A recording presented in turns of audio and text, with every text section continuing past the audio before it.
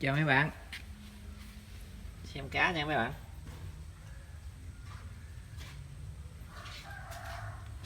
Cá này nhân giống ra bán cá kiển.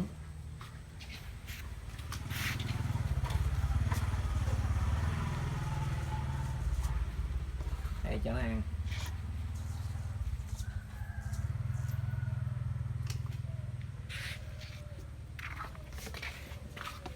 Các bạn mua nào mua cá kiển mình ship luôn nha. Cái này nói thiệt nha, cái này ông cậu không bán. Ngàn tiếng nuôi các bạn. Nay tiếp tục đi câu các bạn ơi. Những bài mồi cũ nha. Nay chơi 3 loại à.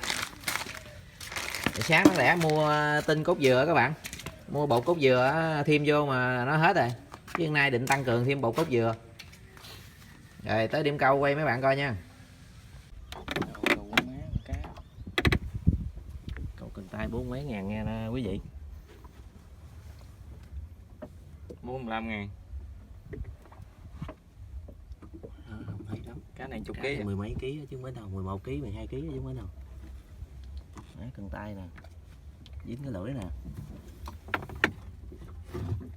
Đó. Đời hại quá, thôi về đủ vốn rồi. Sáng mất cái coi cần carbon mà dính này coi cũng thỏa chí rồi.